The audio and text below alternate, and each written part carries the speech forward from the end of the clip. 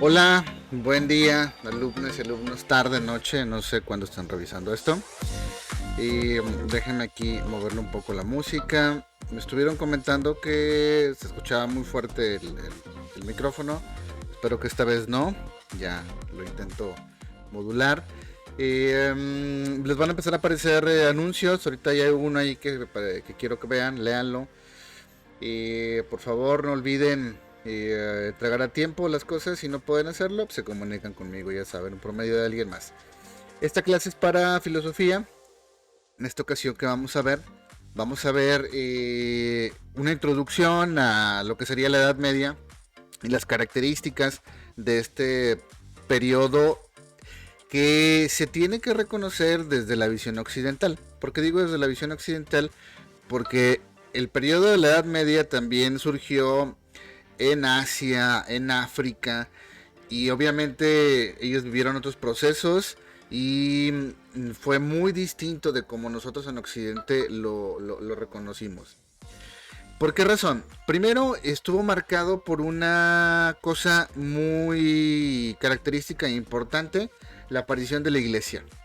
La iglesia como un fenómeno que estuvo presente y marcó en cierta manera a todos los lugares en los que estuvo. ¿Por qué? Porque al final de cuentas el poder de la iglesia se manifestó en lo cultural, en lo político, en lo económico y obviamente en lo religioso. Esta institución, como la vamos a conocer, decir, le vamos a poner de ahora en adelante institución.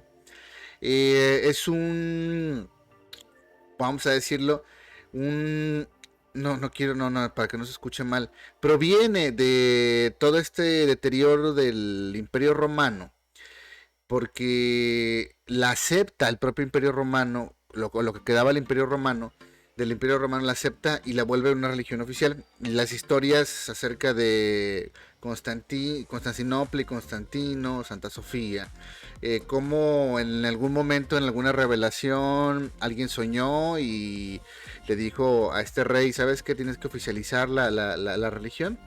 Y entonces se convirtió en una religión de Estado, en un mandato. Es como si dijéramos ahorita que el gobierno nos dice, necesitamos adorar a los patos, entonces nos convertimos en adoradores de patos. Es más o menos lo mismo, ahora no, ahora hay libertad de culto y esa es una gran ventaja. Bueno, total. Entonces este periodo de la Edad Media viene marcado por la aparición de la iglesia y marcado porque durante mucho tiempo estuvo presente, de hecho sigue presente, pero en ese periodo hay una fuerte influencia. Y si hay una fuerte influencia es para bien y para mal. Si quieren entender un poco más de este proceso o cómo era la Edad Media, les recomiendo dos películas, las puse ahí en el grupo de Moodle o también en el documento PDF. Una es Ágora, desde el bloque pasado se las vengo recomendando, la historia de una filósofa, matemática, una de las primeras personas y mujer que pudo comprobar por qué la Tierra no gira, no era, perdón, por qué la Tierra no era el centro del universo y todo lo que le pasó a esta filósofa, se la recomiendo mucho. Y también la película el nombre de la rosa, para que se den cuenta del contexto de cómo se vivía en los monasterios y cómo vivía la gente en la Edad Media. Bueno, vamos comenzando con una introducción. Déjenme ir cerrando nada más esto, ir abriendo acá. Ok, dice Edad Media. Siempre pongo páginas de internet y lo hago por una razón, chavos. Podría estar produciendo yo las cosas, pero para que se den cuenta que existe la información en la red. No es mía la información, yo solo la voy ordenando y colocando. Dice, este periodo histórico es el centro de los estudios de máster de historia en la formación del mundo occidental. Ok, eso venía en la página, discúlpenme. La Edad Media o medievo es el periodo histórico de la civilización occidental comprendido entre los siglos V y el siglo XV. Es más o menos la medida, ¿no? Obviamente no significa que, como dice aquí, su inicio se sitúa en el año 476, haya comenzado la Edad Media. En distintos lugares, dependiendo de la zona, la visión del medievo, la influencia de la iglesia ya estaba presente. Y entonces, específicamente en el 476, no, pero necesitamos una fecha para reconocerla. Que dice que es el año de la caída del Imperio Romano de Occidente. y su final en el 1492, año en el que Colón llegó a América. Algunas personas no la aceptan, otras sí, pero el asunto es que el descubrir América fue un paso muy importante, ya que primero les dio la opción a muchos de estos países, porque ya habían países, de ir a explorar nuevos lugares, pero también le dio la opción a mucha gente de salirse de toda de todo el descontento que pudo haber provocado este periodo al final con la iglesia y las múltiples guerras que aparecieron en esta época. Dice, esta es la división temporal más extendida, pero también su fecha se fecha como año final, el 1453, año en que cayó el Imperio Bizantino. Gutenberg inventó la imprenta y acabó con la guerra, bla bla bla. Aquí vamos a hablar un poco de los inventos para que se den cuenta de cómo fue importante todo este proceso.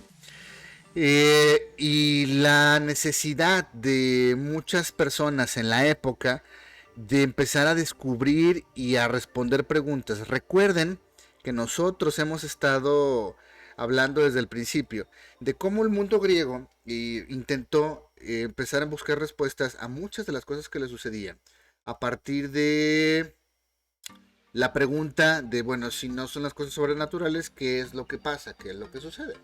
Y entonces empiezan en el mundo a ver desde el mundo las respuestas a todo lo que les parecía de repente inexplicable. Bueno, llega la Edad Media y llega la misma iglesia. Y la iglesia en cierta forma retrasa esta visión que se había conseguido con los griegos y que se había extendido con los romanos. Pero no significa que haya quedado escondida. Al contrario, sufrió una transformación. Y esa transformación se manifiesta a partir de los monasterios o de la vida monástica. Ahorita lo vamos a ver todo eso. Pero primero vámonos para acá.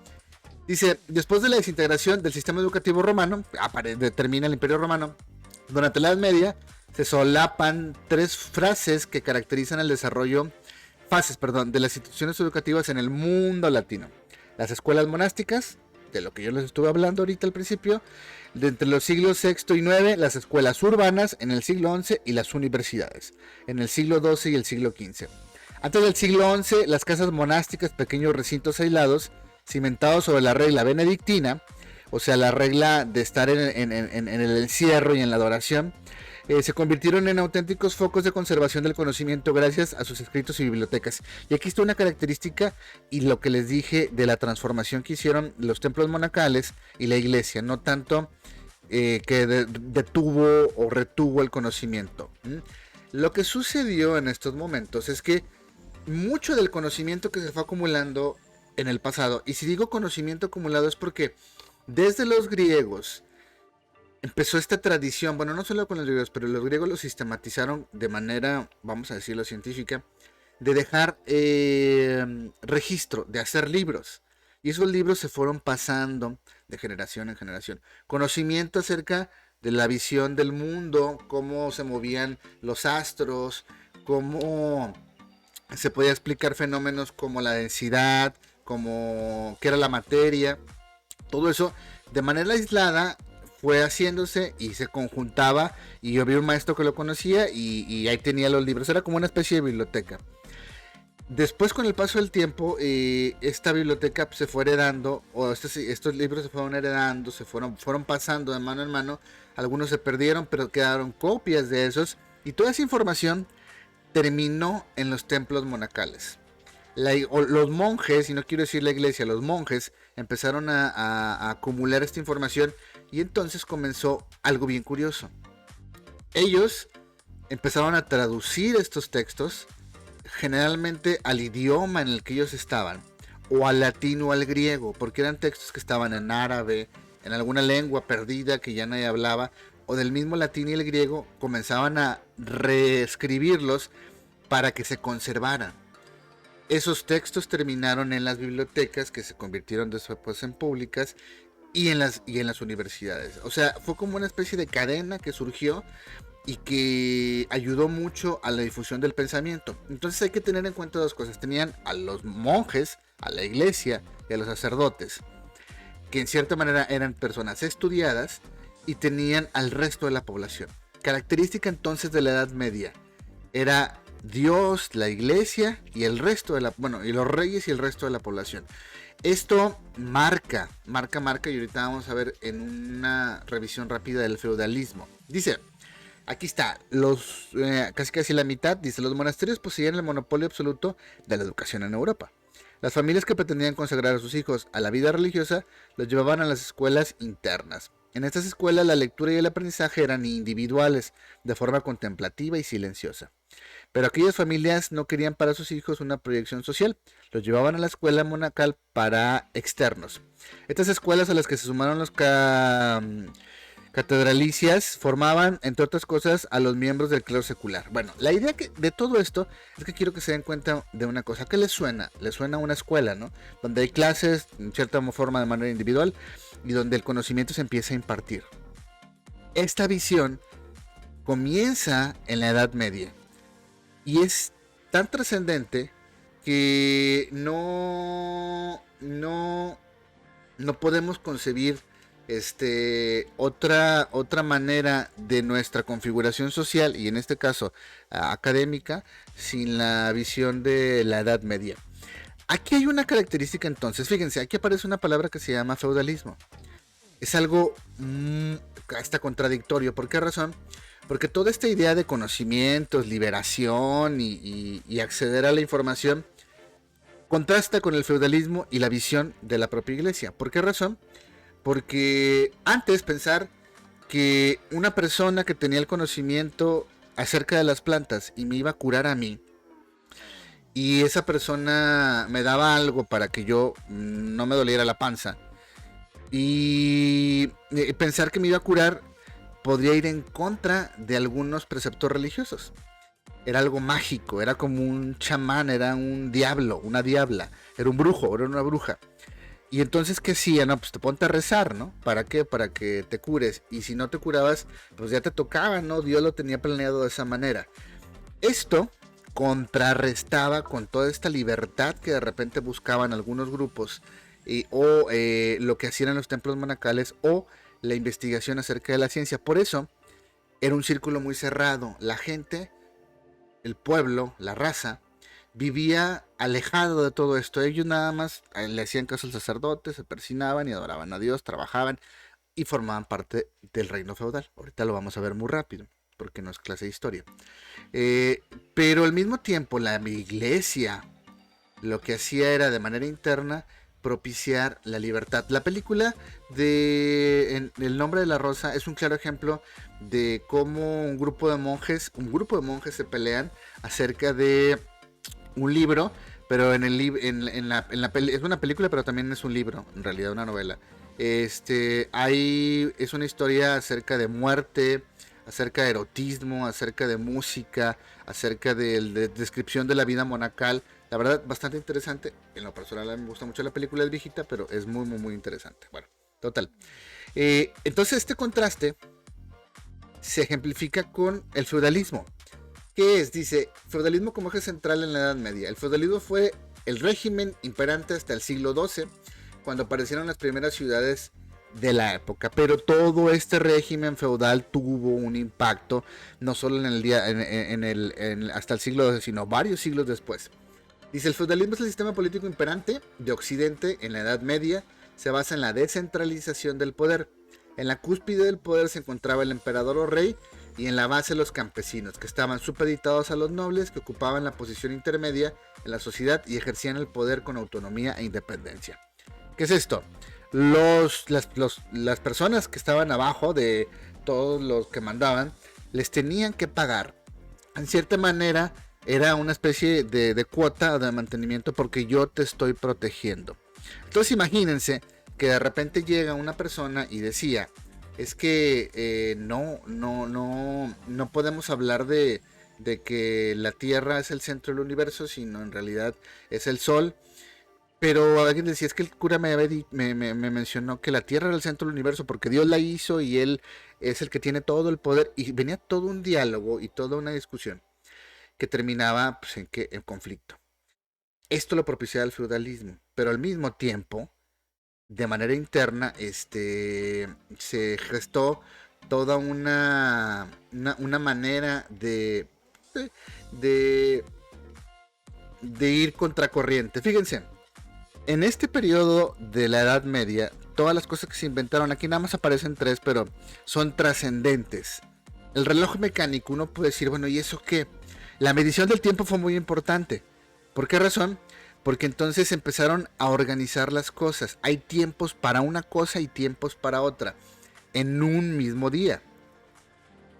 La organización del trabajo vino mucho con la aparición del reloj mecánico. ¿Por qué? Porque además lo podías traer, lo tenías aquí a la mano, no tenías que ver arriba al sol o no tenías que sacar un aparato para decir, por medio de la sombra, yo sé qué hora es. No.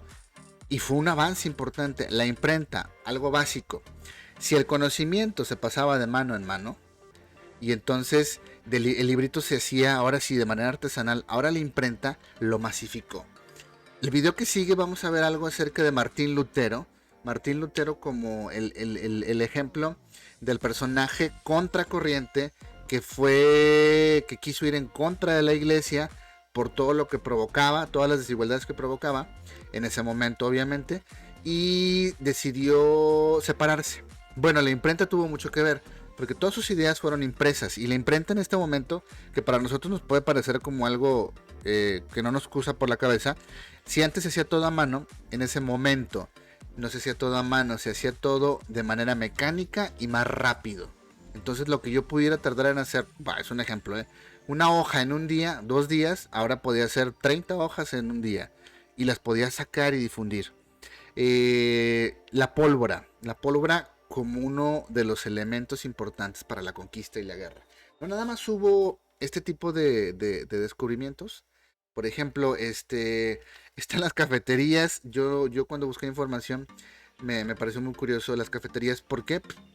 Porque es un punto de reunión y los puntos de reunión siempre son muy buenos. Las revoluciones del siglo XX, muchas se planearon en cafeterías o en bares, sobre todo en cafeterías, donde los jóvenes comenzaban a conjuntar y empezaban a conspirar y vámonos en contra del gobierno, ¿no?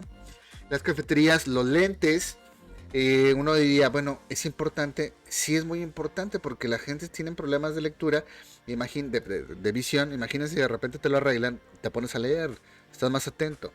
Las bibliotecas públicas, el papel moneda, la tecnología de navegación, todo esto aparece en la Edad Media. Por lo tanto, así, de una manera muy rápida, la idea era hacer una introducción acerca de lo que vamos a estar viendo. La Edad Media como un espacio presente en un periodo histórico donde la iglesia tuvo mucha influencia y la ciencia al mismo tiempo, donde la iglesia tuvo mucha influencia y motivó muchas cosas, pero también propició otras. En este caso, la filosofía también estaba presente.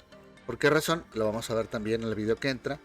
¿Por qué razón? Porque entonces no solo ya se empezó a hablar acerca de matemáticas, historia, química, física, sino se empezó a hablar de filosofía.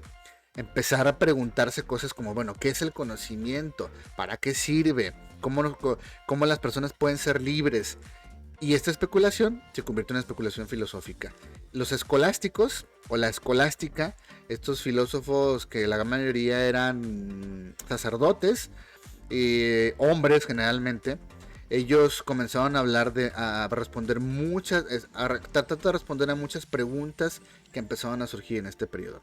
Como se dieron cuenta entonces, la Edad Media es un periodo larguísimo, 10 siglos, del 476 al siglo XV, 10 siglos donde hay mucha información y en cierta manera no siempre fue igual. Y la Edad Media no sucedió de la misma manera en todos lados. Bueno, la idea pues ¿cuál es? Miren el video si tienen alguna duda, alguna pregunta, me escriban y espero que de algo les haya servido esto. La idea pues es empezar a tener interacciones como estas, un poco más divertidas, digo, no, a lo mejor no las divierte, pero más producidas y que todo sea más sencillo. Entonces, si no hay otra cosa por decir, nos vemos. Gracias, hasta luego, bye.